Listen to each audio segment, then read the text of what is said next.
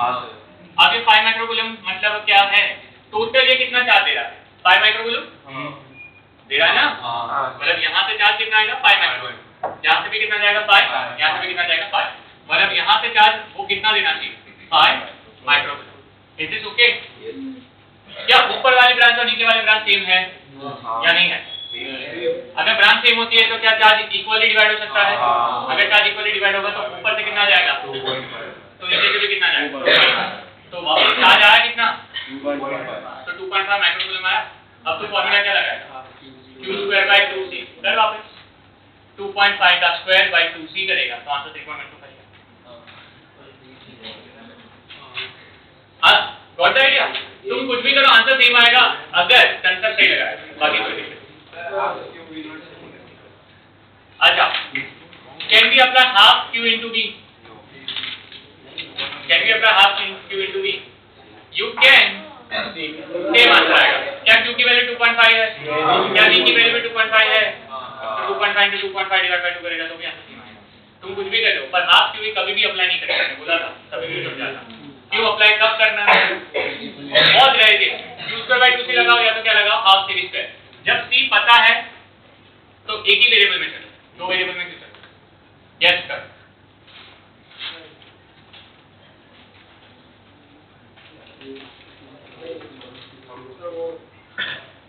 जो heat loss है वो देके हम हीट लॉस को कंसीडर करते हैं। हीट लॉस का इसमें कुछ लेना देना नहीं। हम A to B में एनर्जी स्टोर फाइंड करते हैं। खत्म हो गया। A to B में एनर्जी स्टोर फाइंड करें। एनर्जी स्टोरेज का capacitor is always half c square. खत्म। मैंने कहा पे आपने पूछा है कि कितना हीट लॉस हुआ, कितना वर्क हुआ। तो ज्यादा नहीं सोचना, सिंपल क्वेश्चन। सिर्फ इतना एनर्जी स्टोर करना दैट बेटर। ये साइड पे किसी को डाउट है? अच्छा, तो याद रखना अगर ये कैपेसिटर प्रेजेंट है तो आंसर क्या है? 3.125। नहीं है दैट डज नॉट मीन कि हमें लाना ही है आंसर। समझा नहीं? जबरदस्ती कुछ तो करेंगे, टिकट लगाएंगे। नहीं आ रहा भाई, 3.125 डायरेक्ट है।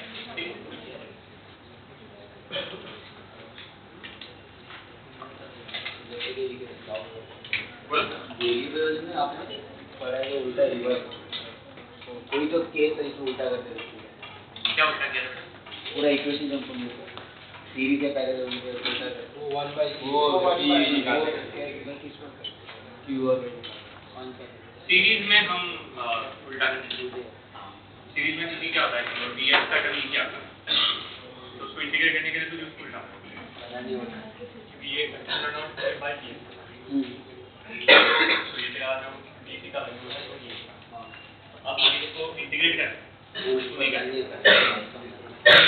तो ऐसे कहते हैं b और ऊपर एक्स्ट्रा वेरिएबल समझा? हां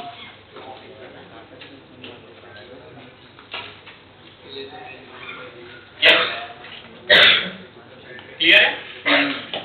अच्छा आगे जाऊं मैं? पक्का?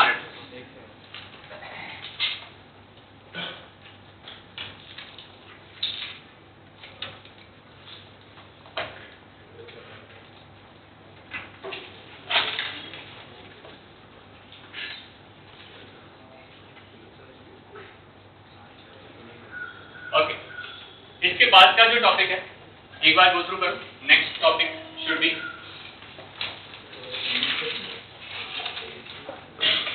introduction to dialectics with battery current.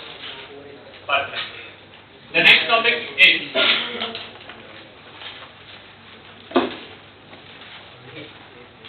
introduction to dielectric with battery.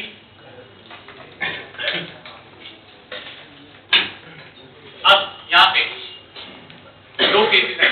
Introduction to dielectric with battery, एक होगा कनेक्टेड, दूसरा होगा डिस्कनेक्टेड। ठीक है? तो जो नेक्स्ट टॉपिक हम ले रहे हैं उसमें दो केसेस बनाएंगे। पहला बनाएंगे introduction to dielectric with battery connected.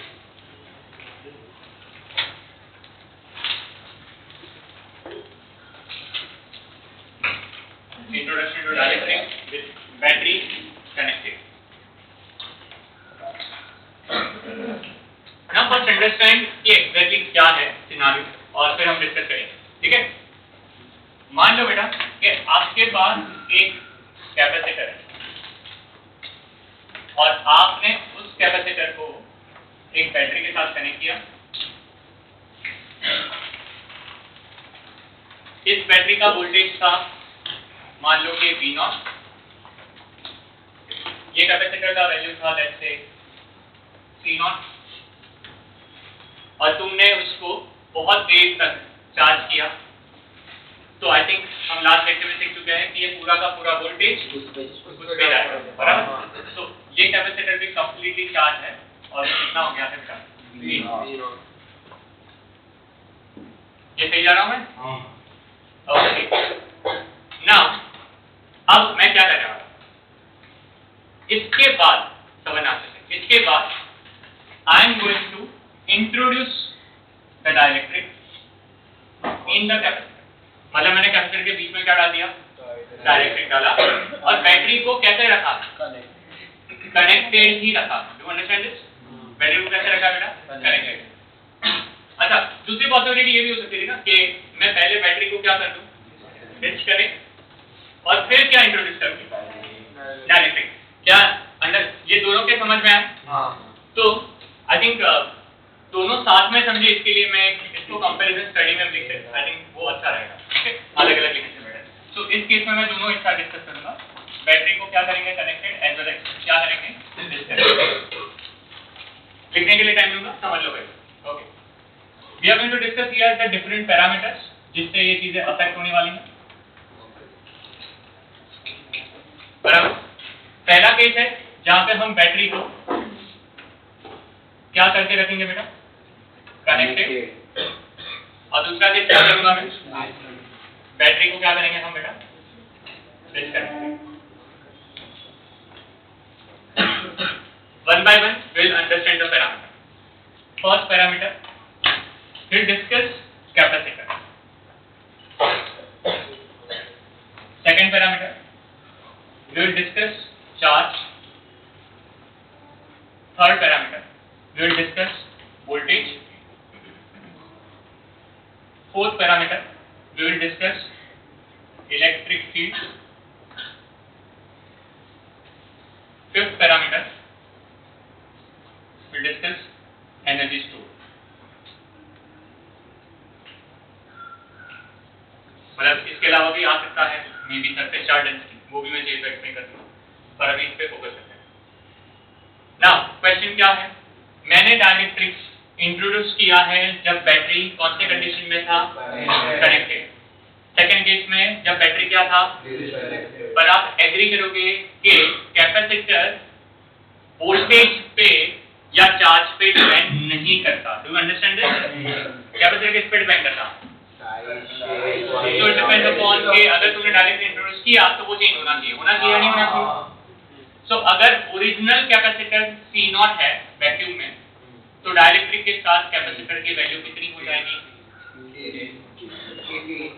कितना हो जाएगा, K टाइम्स C0। यस और नो? तो दोनों कैपेसिटर बन जाने चाहिए K टाइम्स C0 और K times. So whether the battery is connected or disconnected, the value of the capacitor will increase. याद रहा? The value will increase. Second पे आते हैं। सेकंड क्या लिखा बेटा? चार्ज। बैटरी कनेक्टेड है, दूसरे केस में क्या बोला है, बैटरी डिस्कनेक्टेड है। सबसे पहले मैं अब चार्ज में पहले बैटरी डिस्कनेक्टेड का वाला केस लेता हूं। अब जस्ट इमेजिन मैंने कैपेसिटर को चार्ज कर दिया, मतलब अब उसके प्लेट पे एक फिक्स चार्ज है। Do you understand? अब वो चार्ज फिक्स हो गया। अब मैंने बैटरी को निकाल दिया, फेंक दिया। अब कैपेसिटर सिर्फ हाथ में रखा है। क्या वो प्लेट के ऊपर का चार्ज कहीं जा सकता है क्या? क्या एग्री करोगे? क्योंकि वो चार्ज जाएगा कहां जा सकता है, जब अगर मैं उसको किसी दूसरे रेजिस्टर के साथ कनेक्ट करूं, क्योंकि वो चार्ज वहां पे एज अ हीट डिसिपेट होगा, एज अ करंट जा सकता है। अरे अंडरस्टैंड किया? तो ही तो कैपेसिटर का चार्ज डिक्रीज होगा ना। पर अगर मैंने उसको डिस्कनेक्ट करके रख दिया क्या आप एग्री करोगे? Charge will remain constant. Do you understand this? तो कैन वी से the charge will remain same, that is Q naught. What is Q naught? Exactly the original charge जो था ना, जितना था. तो अगर तुमने पहले चार्ज किया था C naught V naught, वही चार्ज अभी भी उतना मेंटेन होगा. अंडरस्टैंड किया? तो ये सेम वैल्यू पे मेंटेन होगा. वोल्टेज पे आता हूं. वोल्टेज अगर मैंने बैटरी कनेक्टेड रखा और मैंने कैपेसिटर को उसके साथ कनेक्टेड रखा है और मैं उसमें डायलेक्ट्रिक इंट्रोड्यूस कर रहा हूं, कुछ भी कर रहा हूं, क्या आप एग्री करोगे कि अगर बैटरी का वोल्टेज 10 है तो कैपेसिटर अपना वोल्टेज 10 ही रखेगा, irrespective whatever I can do. क्यों ऐसा?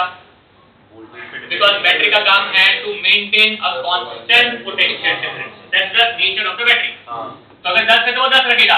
कैपेसिटर में मैं कुछ भी करूं, लाइक उसकी पोलैरिटी को मतलब जैसा है उसके डिस्टेंस को बड़ा कर दूं, प्लेट को छोटा कर दूं, कुछ भी कर दूं, अगर वो 10 है तो 10 मेंटेन करेगा ही. अरे हाँ या ना? So can we say when battery is connected, which quantity remains constant? Voltage. So voltage will remain constant. अब सोचो यार, कॉम्पिटिटिव एग्जाम्स ने इस पे इतने क्वेश्चंस बनाए ना, क्योंकि लोग इसको रट के ही जाते, सब चीज रटते हैं. पर इसमें मैं इतने केसेस बना सकता हूँ ना कि आप सोच नहीं सकते. मैं बताऊंगा वैसे.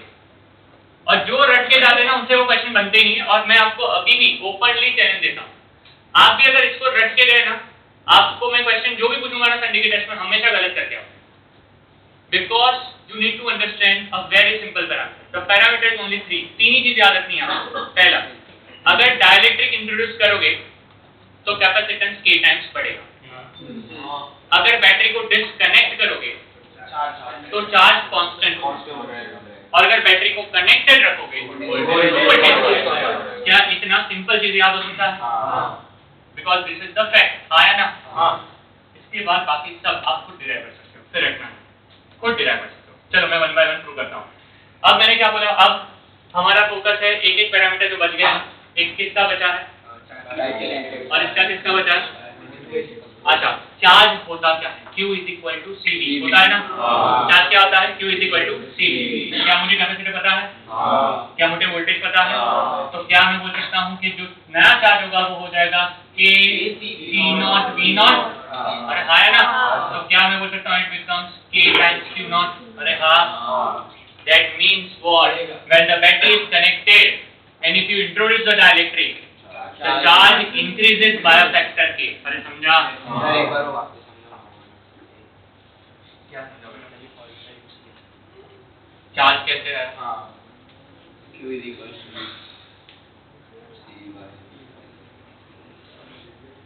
चार्ज का फॉर्मूला CV. तो Q फाइंड करना था. ये कैपेसिटर है, ये वोल्टेज है, सिर्फ मल्टीप्लाई कर. तो K C naught V naught becomes K Q naught. अभी तक सब सही जा रहा है? वोल्टेज पे आता है. What is the formula for voltage? Voltage is defined as Q/C. Agree करोगे? हाँ या ना? तो Q कितना है मेरे पास यहाँ पे? Q naught. Sorry, Q naught by AC. क्या मैं इसको बोल सकता हूँ? V naught by K. Excellent. क्या समझा इससे? When the battery is disconnected and the dielectric is introduced, the voltage decreases by a factor K. Okay. समझ में आ रहा है? नेक्स्ट क्या है? इलेक्ट्रिक फील्ड का फॉर्मूला क्या यूज करें? अरे हाँ है ना? इलेक्ट्रिक फील्ड का फॉर्मूला क्या यूज करें? और इलेक्ट्रिक फील्ड का फॉर्मूला यूज करोगे बहुत भाई, हमेशा यूज करोगे क्या? V/D. याद रखना. क्या यूज करोगे? V/D. If you use V/D, यहाँ पे क्या V कांस्टेंट है? अरे हाँ है ना?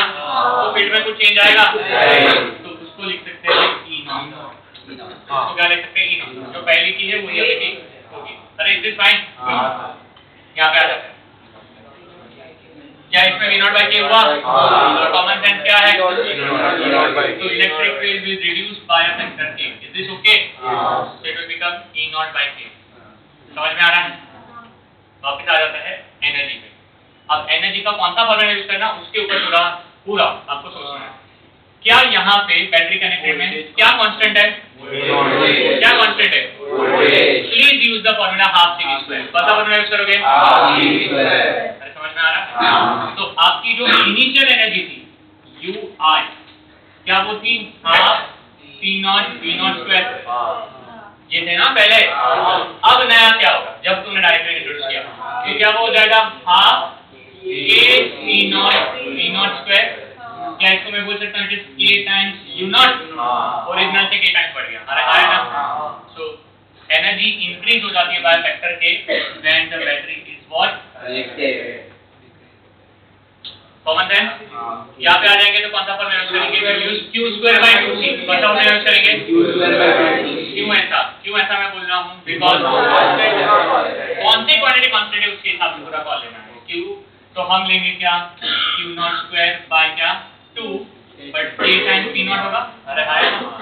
पर उसमें Q0 square by 2C0 is what U0, क्या वो U0 बाय K होगा?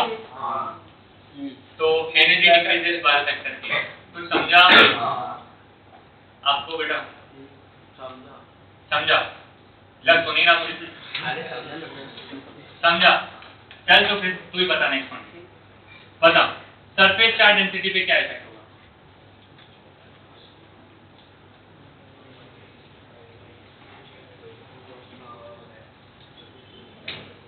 खाली चार्ज कांस्टेंट है, सेम रहेगा। डिस्कनेक्टेड में फर्स्ट का वही रहेगा और कनेक्टेड में चार्ज डिफर कर रहा है, इसलिए वो चेंज होएगा। तो मतलब कहाँ क्या करेंगे?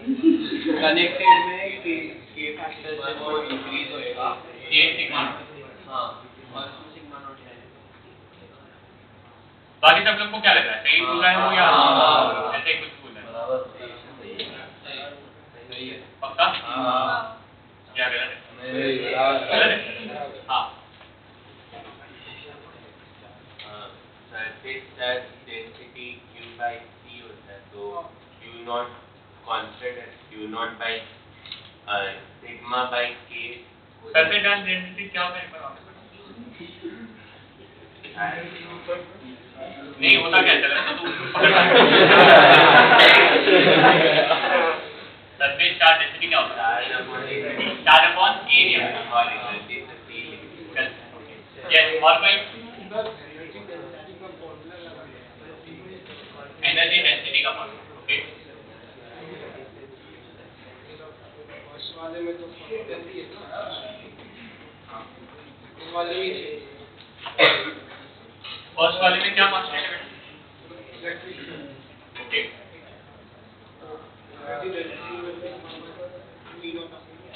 बराबर। तो इक्वल टू हाफ तो semi energy density. So energy density UE, अब पता तो क्या बोला? Half naught half naught E0 square. Okay, अब उसको potential equal to sigma square bye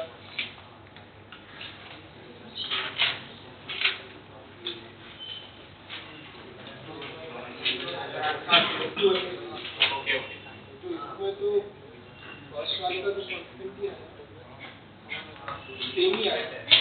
अच्छा, कंफ्यूजन आया है। मतलब उसने बोला कि सर आप अगर ये फॉर्मूला यूज करें तो ये फॉर्मूला सही है, पर ये है तो इसको अगर हम इक्वेट करें इसके साथ तो कुछ नहीं होना चाहिए। क्या लग रहा है? सही है क्या? देखो यार, एक चीज कॉमन सेंस लगाओ। अगर तुमने डायलेक्ट्रिक इंट्रोड्यूस किया तो क्या ये एप्सिलॉन नॉट रहेगा या के एप्सिलॉन आना चाहिए? तो यहाँ पे के का फैक्टर आएगा। अगर के का फैक्टर आएगा तो यहाँ पे भी के का फैक्टर आ रहा है। अगर तुम उसको के को यहाँ पे लेके जाएगा तो के स्क्वायर E0 स्क्वायर आएगा। फिर तू जब उसको निकालेगा मेरे हिसाब से तो अगर इसीलिए सबसे सिंपलेस्ट तरीका है वो लगू घुमा के क्यों जा रहे हो? सरफेस चार्ज डेंसिटी का बेसिक फॉर्मूला क्या है? What is basic formula? Charge. यही है।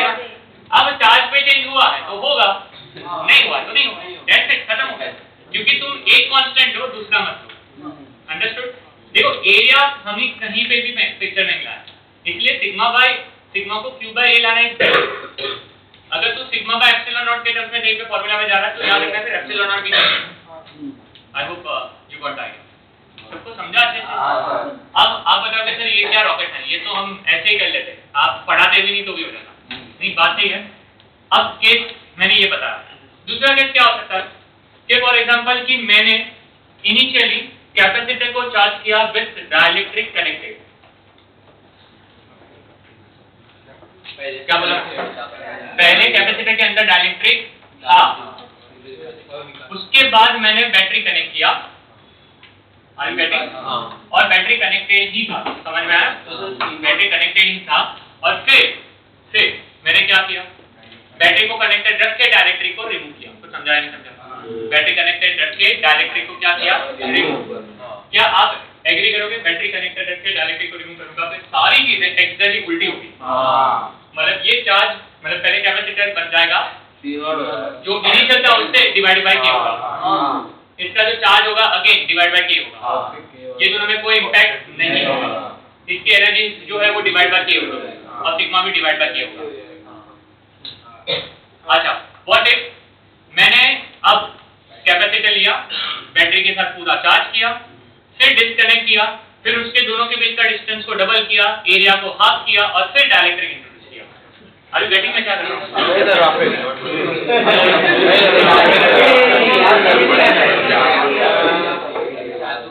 अब देखो कैपेसिटर क्या किया, बैटरी के साथ कनेक्टेड, कंप्लीटली चार्ज, फिर बैटरी को कर दिया डिस्कनेक्ट, फिर कैपेसिटर की प्लेट के डिस्टेंस को डबल, एरिया को हाफ और फिर डाइलेक्ट्रिक को करा इंट्रोड्यूस। ये समझा मैं क्या कर रहा हूँ? मतलब मैं खेल किसके साथ रहा हूँ, कैपेसिटर के साथ। कैसा? तुम्हें सबसे पहले किसके बारे में सोचना है हमेशा, कैपेसिटर में देखो क्या इम्पैक्ट आता है। तो तुम्हें लगेगा कि सर देखो कैपेसिटर का फॉर्मूला है के epsilon not a by D. आप बोलो कि सर डी को क्या कर रहे हो, एरिया को half, so now new capacitor will become k by 4 epsilon naught a by d, so can we say it is a by 4 times c? अरे है ना? क्या चार्ज अभी भी कांस्टेंट होगा? ऑब्वियसली क्या चार्ज अभी भी, क्योंकि battery disconnected and battery connected में what is the fact which will never change? The voltage will remain constant. In this case the charge will remain constant. ये दो चीज कभी चेंज नहीं हो सकती, बाकी कुछ भी चेंज कर सकता हूँ ना। तो अगेन इस पे जो चेंज आएगा उससे चार्ज पे कोई इफेक्ट होगा नहीं, पर क्या वोल्टेज चेंज हो जाएगा? क्या आप निकाल सकते हो? वोल्टेज निकलेगा तो एनर्जी निकल जाएगा, एज वेल एज इलेक्ट्रिसिटी निकल जाएगा। अरे हाँ है ना? Did you understand क्यों मैंने बोला कि रखने से बेटर है कि समझ? जैसे भी चीज, इसलिए मैंने क्या बोला, हम रटेंगे नहीं, हमें हर एक के बेसिक फॉर्मूला बता। बेसिक कैपेसिटर सबसे पहले चेंज करना है, चार्ज और वोल्टेज देखना है कनेक्टेड है या डिस्कनेक्टेड है। उसके बाद फिर डिपेंड करता है वोल्टेज पे, सरफेस चार्ज डेंसिटी डिपेंड करता है चार्ज पे, एनर्जी फ्लो डिपेंड करता है, डिपेंड करेगा कि तुम बैटरी कनेक्टेड रख रहे हो या बैटरी डिस्कनेक्टेड। तो नेगेटिव पे स्टेप पे डिपेंड करेगा ना कि बैटरी कनेक्टेड है कि डिस्कनेक्टेड। Yes absolutely. आपने जैसे पहले बैटरी कनेक्ट किया तो उसका चार्ज तो के क्यू हो जाएगा, मतलब आपने बोला ना कैपेसिटर में पहले कनेक्ट किया। हाँ मतलब उसके पास पहले से चार्ज के क्यू है, समझा? फिर आपने बैटरी डिस्कनेक्ट किया तो वो चार्ज के क्यू ही रहेगा ना, डिस्कनेक्ट किया तो चार्ज के क्यू रहेगा। Got idea? अब मैं जो भी चेंज कर रहा हूँ, लेट्स से मैंने अब डाइलेक्ट्रिक रिमूव कर दिया, क्या रिमूव कर दिया? तो डाइलेक्ट्रिक रिमूव किया भी, फिर भी चार्ज तो चेंज नहीं हो सकता, चार्ज चेंज नहीं हो सकता, पर वोल्टेज है वो चेंज होगा क्योंकि बैटरी रिमूव है ना, तो अपने अक्रॉस के पोटेंशियल डिफरेंस को चेंज करेगा। Are you getting this? This is the way you have to work. Sir तो मतलब जैसे आपने अभी बोला तो वहां पे तो फिर वो के क्यू हो जाएगा, के क्यू बाय के क्यू हो जाएगा, तो सिर्फ वोल्टेज वी नॉट ही रहेगा। के क्यू था, अब के सी नहीं है ना? नहीं सर आपने बोला ना। अरे अभी तो समझा, पहले के सी था, अब डाइलेक्ट्रिक रिमूव किया तो वो सी नॉट बना ना।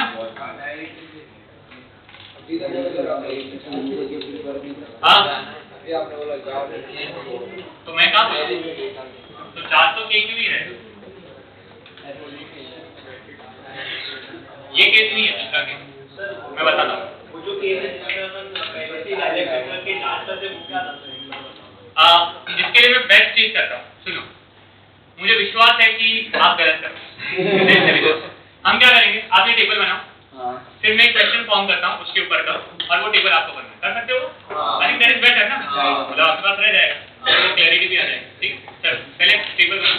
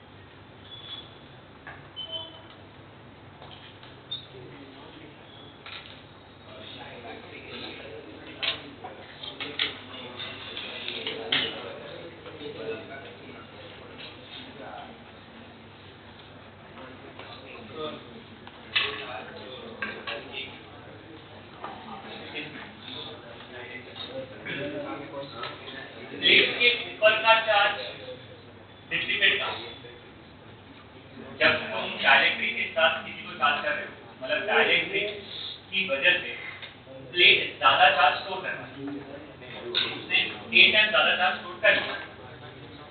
अब निकलेगा डायरेक्टरी मूव कर दे, एंट्री करेंगे नहीं तो ये नहीं, दैट्स राइट। यस बोलो आप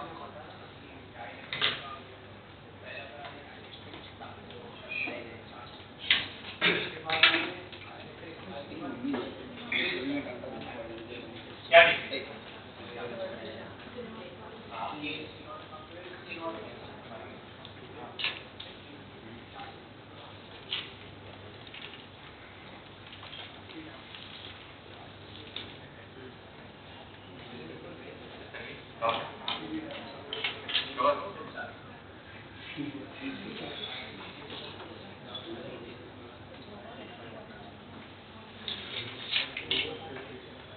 किसी ने वो शीट ट्राई करी सॉल्व करने का?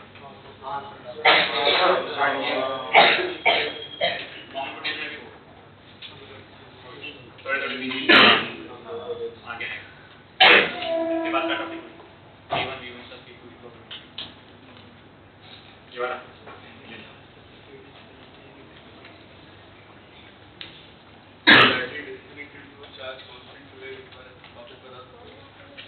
चलो इसको एक्सप्लेन करो। बैटरी जब मैंने डिस्कनेक्ट कर दिया तो कैपेसिटर का चार्ज कांस्टेंट क्यों होगा?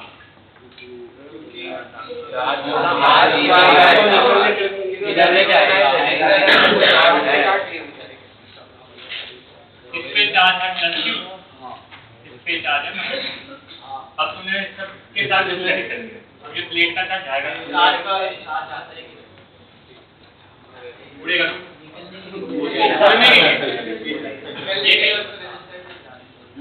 तो चार्ज अब धीरे धीरे करके डिसिपेट होगा, पर ये है ही नहीं यहाँ बैटरी चार्ज पहले जब इसको चार्ज किया तब तो वो कलेक्टर थे और उस पे चार्ज आया था तो उस पे एक नॉट चार्ज नहीं है क्योंकि वो direct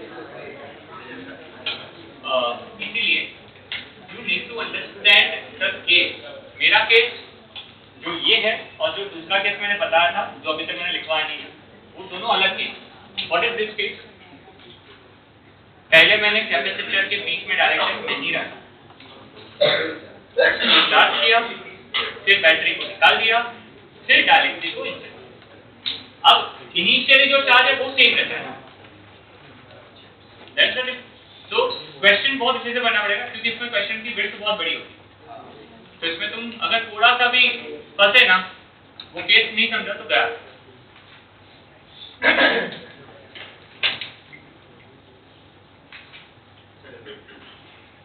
I'm giving you one question. Please write it down.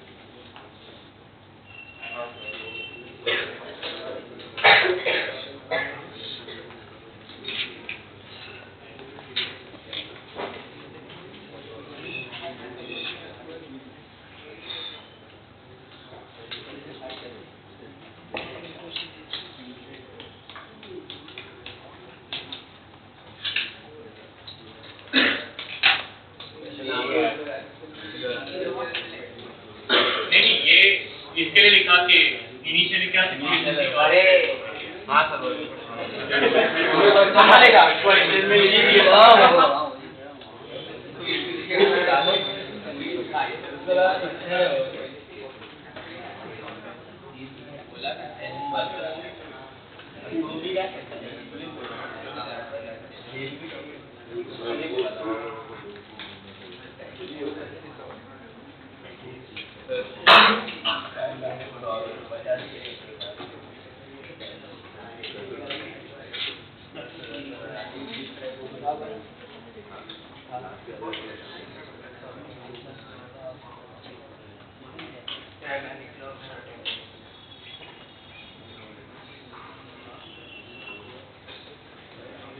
Okay, please write down the question now.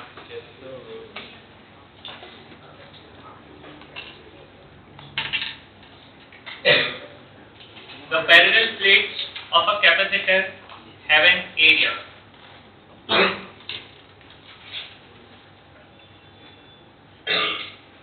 The parallel plates of a capacitor have an area 0.2 meter square.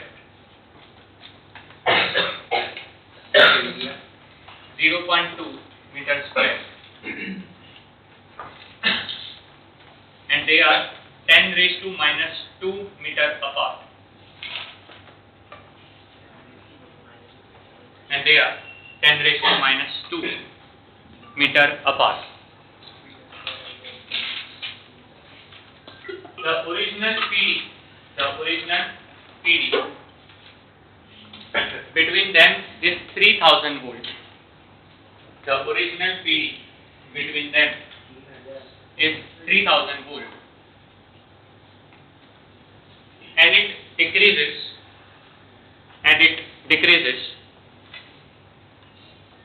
to 1000 volt, and it decreases to 1000 volt. When dielectric is inserted,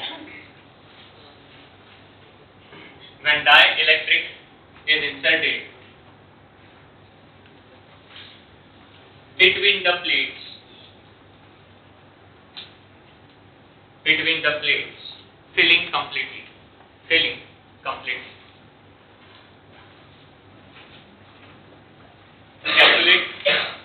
Calculate first original capacitance,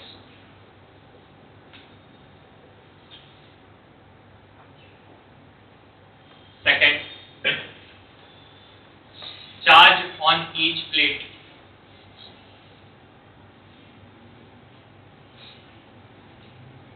third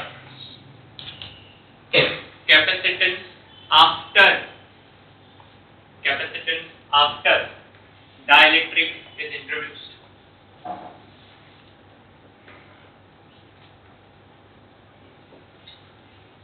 Fourth, constant K.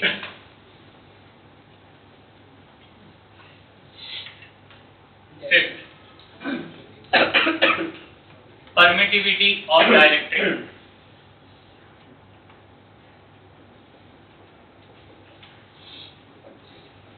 Permittivity of dielectric. Sixth, the original field between the plates.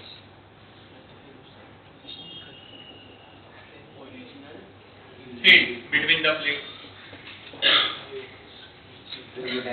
Seventh, electric field after introducing dielectric.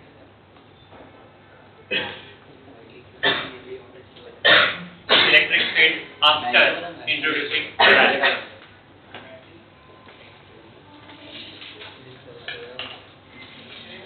Take epsilon naught equal to 9 into 10 raised to minus 12 to SI. Epsilon naught का value 9 into 10 raised to minus 12 SI. मतलब इसको 8.85 में 9 देना। चल तो इतनी दी। समझ गया? ठीक है। करो कुछ। अरे 9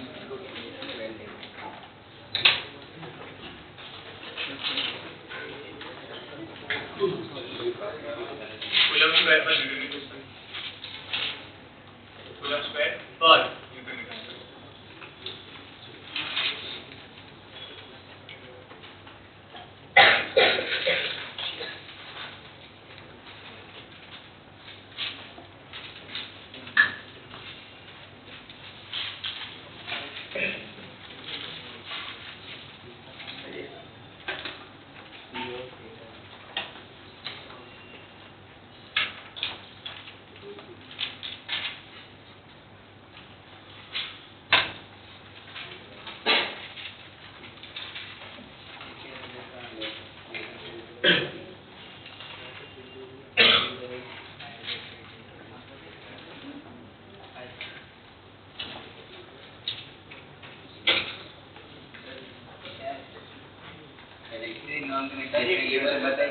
वो तुम्हें सोचना है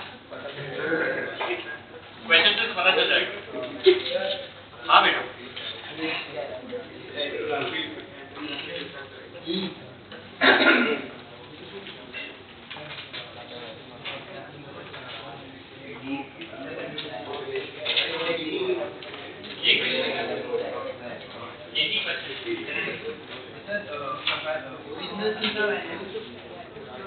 अब निकालो फिर मैं बताता हूँ एक एक क्यों कर डायरेक्ट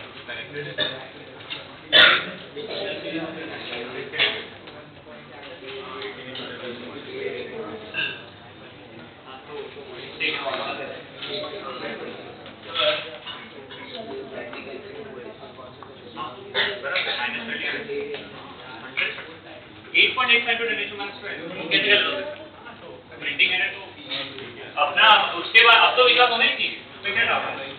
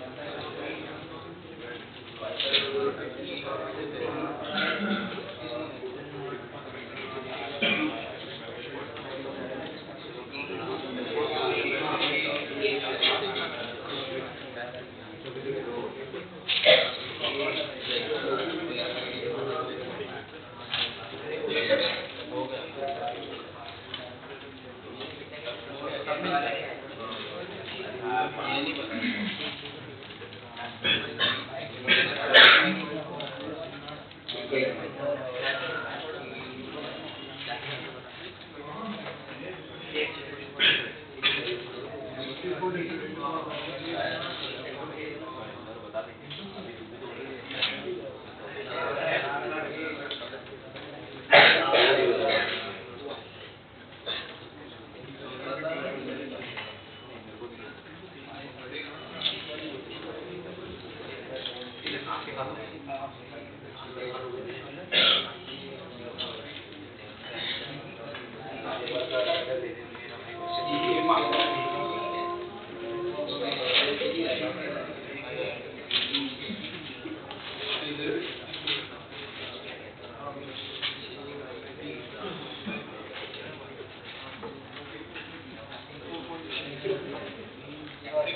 welcome. आंसर आया? आया?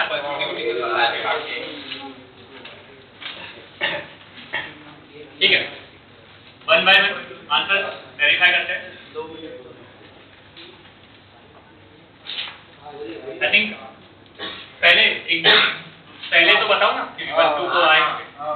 अच्छा, C का आंसर होगा epsilon not A by D। So epsilon not की वैल्यू तो उन्होंने दी गई है 9 - 12 और एरिया इज 0.2 और डिस्टेंस इज 10⁻²। सो आंसर इसका आ जाएगा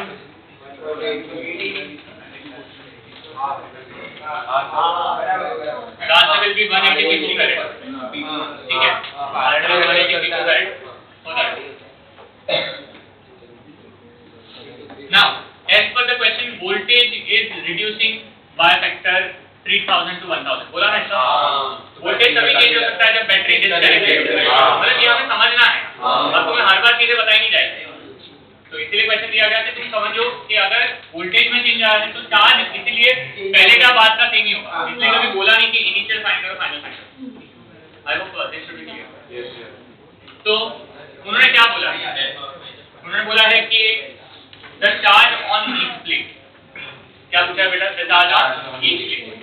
तो चार्ज के लिए अगर तुम C ये यूज कर रहे हो क्योंकि ओरिजिनल है, तो V भी ओरिजिनल है, याद रखना है क्योंकि गड़बड़ नहीं होगी। तो बोले कि इनटू कितना?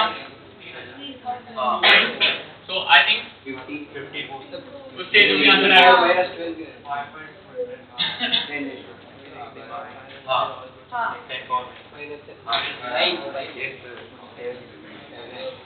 आंसर -7। अच्छा करो 5.4 into 10⁻⁷। ये सही है?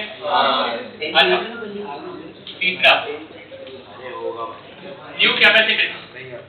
आई think you will agree with me, new capacitance जो भी होगा, डाइलेक्ट्रिक की वैल्यू कितनी है? 3। 3000 से 1000 आया तो डाइलेक्ट्रिक वैल्यू 3 है। तो मतलब मैं 3 कर देता हूँ अभी। It should be 3 times the original value. So C new 18 into 3 कितना हो जाएगा? So it should be 540 picofarad। सही? Okay। फिर मतलब एप्सिलॉन पूछा। एप्सिलॉन का मतलब होता है epsilon not times K। Epsilon not की वैल्यू कितनी है?